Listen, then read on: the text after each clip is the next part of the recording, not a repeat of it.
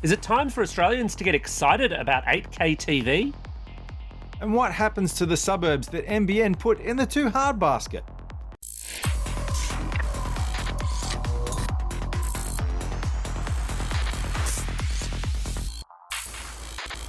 Vertical Hold is proudly sponsored by Casa Systems, taking Australian technology to the global market. Welcome to Vertical Hold, behind the tech news, where we talk to Australia's leading technology journalists to get the stories behind the news of the week. I'm Adam Turner, and I'm joined, as always, by Alex Kidman, a man who's desperately hanging out to play Space Invaders in super sharp 8K. Massive high-res square pixels. I'm there. Now, this week, we've just dropped by the Vertical Hold studios to grab the car keys before we head our separate ways. Unfortunately, Alex won the toss and has got dibs on the Batmobile, which leaves me schlepping it on the bus. First, I'm catching up with News Corp National Technology Editor Jen Dudley-Nicholson to talk about the suburbs that the NBN dumped in the too hard basket and its push to supposedly end the rollout by the middle of next year. Then Alex is heading to LG's 8K television launch to chat with tech writer Geoff Quattromani about whether or not it's time to get excited about this new generation of super sharp screens. We'll skip the news this week and jump straight into it. Alex, let's synchronize watches and I'll meet you back here at the end of the show. So, if I've got the Batmobile, does that make you Robin? Sadly, I think it does. Wow, that really is a long bus ride. Jen, welcome back to the show. Good to be here. Thank you. Jen, you wrote this week about the suburbs that the NBN has left behind in its push to make good on its 2020 rollout promise. The NBN wasn't very happy about that, and we can get to that in a minute. But first, can you tell us what you found when you went rummaging around in the NBN's too hard basket? Yeah, so I've done a couple of stories this week, and one was this list of 121 different suburbs where people don't have an exact date and they don't really have an idea about how to plan for their broadband future. So all of these different suburbs, which are across, most of the states. I think there's only one in Western Australia, and the territories are okay. So all of these suburbs, essentially, they don't have a due date. And we're talking about a project that's due to be completed in June next year. So I would expect that they would have some sort of estimation of when they would be getting an NBN service or when they'd be able to start ordering one, given that deadline is coming up. But NBN has just told me that sometime in the next 10 months they'll be available to connect, or the area will be ready for service, simply because they're on HFC and the HFC requires more work. So this is just one of the byproducts, I suppose, of having a mixed technology network. So you're telling me that they're still claiming that between now and 2020, the middle of next year, they will have a rollout date and have these people done by then? Or by the middle of next year, they'll have a date when they'll be able to get these people done by? Or we don't know.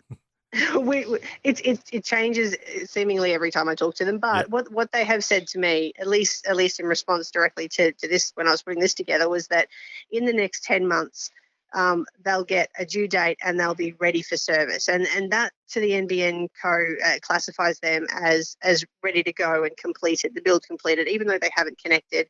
They haven't even connected their houses up. So there's still more work to be done. However, I did another follow-up story today just on this issue of service class 0 houses, they used to be called. But basically houses and businesses that are in NBN-ready areas that require more work for whatever reason. Maybe they don't have copper phone lines that run past their house. Maybe the HFC isn't up to scratch. For whatever reason, they need more work. And I found this really interesting. The NBN told me that work on those types of houses would continue past 2020, which to me means the network isn't completed. But in the same paragraph, they told me that it will be completed by June 2020, although we'll need to do more work on these homes. So it's really hard to kind of get a definition of when everything will be completed. And that's that's beyond the people. There's entire sections and suburbs that are having trouble, but then there's these extra people again. So we're talking about what percent, maybe 10% of the rollout? Do we have a figure there on what percentage of homes are actually affected by this? Yeah, so the really difficult homes, it's about 5% of the build. It's 4.7% at the moment of homes that are in NBN ready areas. So that works out to be about 508,000 homes and premises, which to me is a lot of people, Yeah. especially when you're saying that, potentially all of these 500,000 people will have to, households rather, will have to wait until beyond 2020 at some point because extra work needs to be done. Because it seems like with all of this time that they've had, they could have factored that into the build. Now, so you're saying that a big part of it, though, is the delays with getting HFC up to speed? Because I seem to remember a certain communications minister, Malcolm Turnbull, slagging off journalists like by name who dared to suggest that perhaps the HFC might be difficult to upgrade to be good for the NBN. Is those chickens coming home to roost? Oh, those comments have not aged terribly well. No. No. So, for example, the Optus HFC network, NBN bought it and then basically had to abandon it because it just wasn't up to scratch. It was hastily installed as a sort of rival to Telstra at the time because they were putting out HFC network for their pay TV reasons, and so unfortunately it degraded too much. There's also circumstances now where HFC is degraded so much that people, rather than getting an HFC connection to the NBN, now are getting upgraded to fibre to the curb, and good luck to them, but that will take longer. And so, unfortunately, these suburbs that are in those areas, they will get HFC eventually, but we just don't know when at this point. And NBN is saying within that 10-month period. And I think they're quite unhappy with me for saying that that doesn't actually equal a proper deadline. Yeah. Well, the next question I was going to ask is what kind of response did you get from readers? What kind of horror stories are you hearing? Oh my gosh, so many horror stories, and really like different and varied horror stories with connecting to the NBN. So there've been lots of problems with people who are in an NBN ready area and have had their neighbours connect and yet they can't. Yeah. There have been circumstances where like they live in an apartment building and the apartment building has 31 apartments and the NBN has provisioned them for 30. And so one person Wonderful. gets the short straw. And I think there's the one sort of theme that's gone through all of this is, two themes. There's one with a problem with installations and the actual installers kind of not doing due diligence, from what I've been hearing. The other problem just around being stuck in that limbo between, having to talk to your internet provider about something that really is an infrastructure problem and belongs to the NBN. Because the NBN doesn't want to hear directly from customers. It wants them to deal with their provider, be it Telstra or Optus or Aussie Broadband or whoever it is, and it's up to that company to then deal with the NBN. But sometimes your provider can take your side and say, okay, there's a problem. And the NBN can say, no, the infrastructure is correct. And you just get stuck at the end of this. And that's why you end up complaining to the TIO.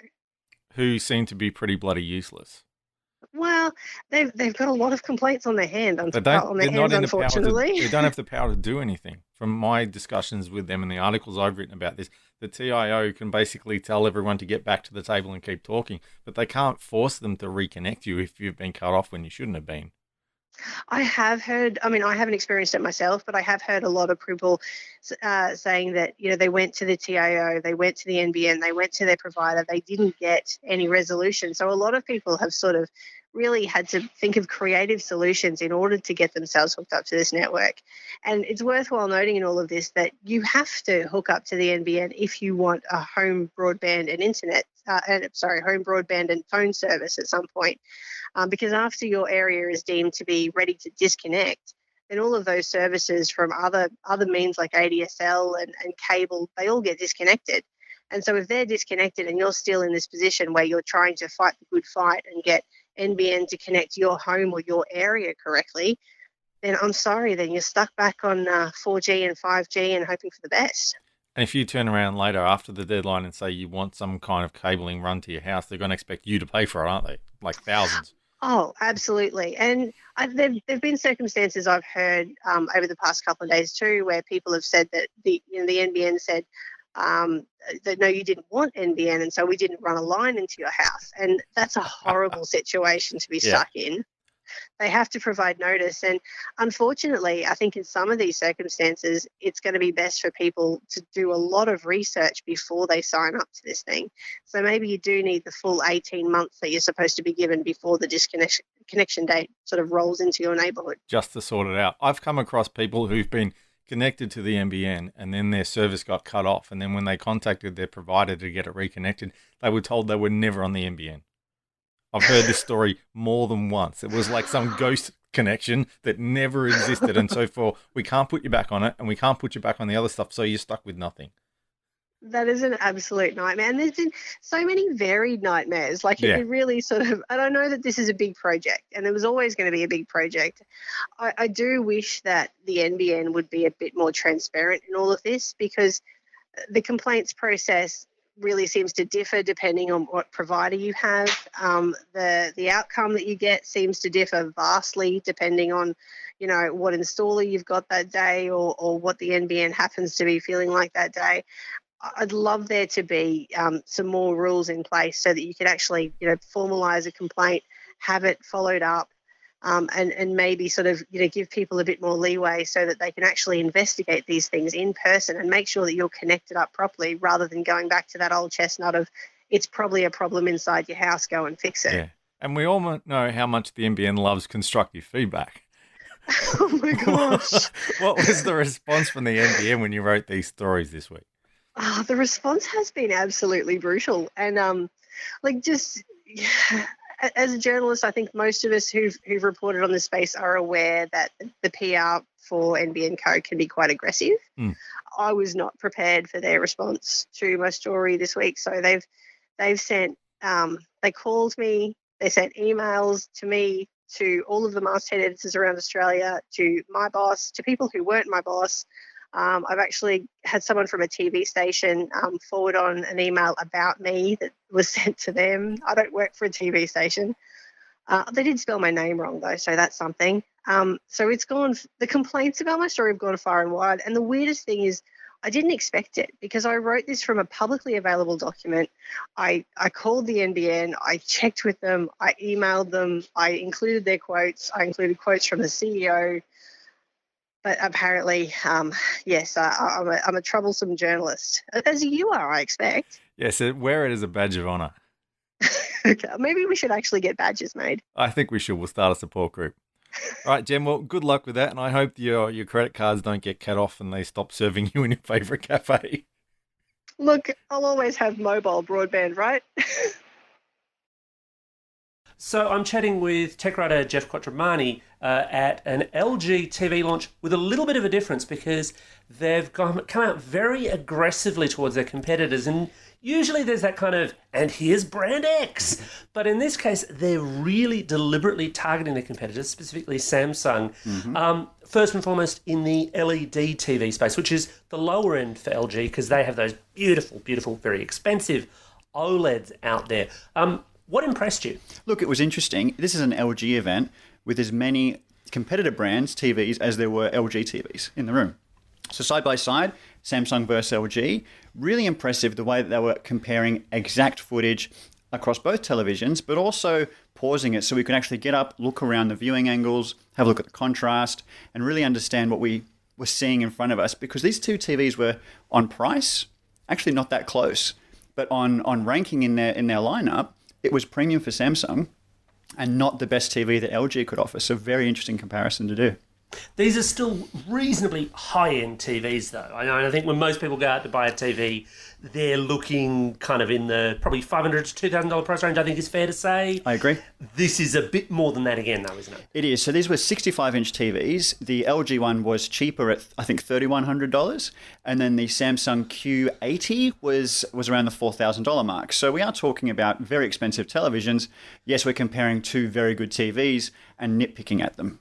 Yeah, it's a hard life, really. It is. And I guess the other thing here, though, is these are TVs that do 4K, and 4K content is out there, and we're starting to see more of it filter through services like Foxtel, and obviously if you're still into your disc media, you can get that, and if your broadband's good enough for you, you can get that kind of thing happening as well. But what they also showed off, and we've got to be careful what we talk about here, there are certain legal arrangements in place, but what they also talked about was 8K. And 8K is theoretically the future? Were you impressed? Look, it's hard not to be impressed with 8K, especially when they do show that beautiful stock footage that is so enhanced for 8K. You can get right up close to the screen and see the tiny people in a city landscape. It is amazing. But what you do start to wonder is when you see those comparisons showing just how small Full HD looks in comparison to 8K, you think, wow, when they stretch that on an 8K screen, that's where we need to really see what the footage looks like and how the televisions can be smart enough to upscale that appropriately. Yeah, I think there's going to be some really fascinating upscaling work to be done, especially considering how popular services like YouTube, where a lot of people just dump, 720p or even standard def content on there. Yeah. And suddenly, you're going to go from this gorgeous, 8K cityscape, as you say, to something that looks like it was rendered on an Atari 2600. Exactly. I mean, I still watch a lot of reruns of Seinfeld, and you know that that's filmed in 576 or something like that. So it's horrible. But when that comes to 8K, is it going to look really, really good or just really big? I don't know. I suppose that comes down again to the rendering engine in the TV again. LG would want to say that theirs was best, and we'll leave it at that because that's marketing speak. Exactly. Obviously. I guess the other thing there, though, again, that comes in is that question of price. Do you actually think it's worth buying an 8K TV right now? Look, there are people who will buy them. There are people who always want the best TV they can get on the market because maybe they can afford it. But to be honest, I think for most people, the 90% of the planet, no, they are not buying 8K this year, potentially not even next year. I think this is a 5-year window. If you've just bought a 4K TV, don't be upset, I think. I think that 90% might be optimistic. Maybe that's even optimistic. Okay. 99.9? Yeah, exactly. We're into the fractions of the 1% here, I think. True. Because what kind of price points are we talking? We're talking well over $10,000 for even a glimpse at it. I think it's $20,000 if you really want a decent sized one, because they have said that not only 8K, but 75 inch is almost the base size that you can get for 8K as well. So a 75-inch TV, even in 4K, is not exactly cheap. So adding 8K to it makes it very hard to reach as well. Yeah, I don't think we're going to see small 8K panels for quite some time, and certainly not super affordable ones for even longer. Yeah, and it was actually interesting to also hear that the idea with 8K is actually you can sit even closer to the TV than you could with 4K, because the detail is so much richer that you could sit closer, but that's just incredible. Imagine sitting a metre away from a 75-inch TV. So once you've paid for your TV, you only need a really small apartment to live in. This is the benefit. You can live in a smaller place because you've overspent on the TV. The content is the other side of this, of course. You mentioned the loops. The loops look great. The pictures look great. But there's not a whole lot of 8K out there. And there's really only early talk of 8K coming, isn't there? Yeah, absolutely. And there's even still only a few 8K cameras. So if you want to actually watch something in 8K, how is it going to be shot? Whether it's movies, TV, whatever it is, you need 8K cameras to capture that footage before you can watch it on an 8K panel. So you need to sort of cart before the horse kind of thing. Regular listeners will be super surprised again to hear me mention this, but I believe the Olympics next year might be the first thing they're shooting in 8K. That's the plan, and I think that would be really interesting to see. I don't know how it will be delivered to TVs in Australia, given broadband, definitely not broadcast. That's going to be a huge challenge. Awesome. Thanks so much for your time, Geoff. Thank you. Damn cheap Batmobile. Adam, I told you we should have gone for the roadside assistance with that thing. None of those service trucks carry atomic batteries, man. You probably had a better run on the bus, all things considered. You'd think so, but it turns out your Mikey won't get you from Melbourne and Brisbane and back on a 2-hour ticket. Who knew? Who knew? Who knew indeed. And look, folks, that's just about it for another episode of Vertical Hold. So what do you think? Are the NBN suburbs left out, getting a hard deal out of it? Are you excited about 8K TV? Let us know. Send us your feedback via Twitter or the Vertical Hold Facebook page. Thanks to Jen and Geoff for joining us on the show this week. And also, thanks again to everyone who tuned in for the same bat time, the same bat channel on their podcasting platform of choice. I know I keep banging on about it, but we really appreciate all your shout outs and reviews. We'd love to hear your thoughts on the show and all your efforts to help spread the good word.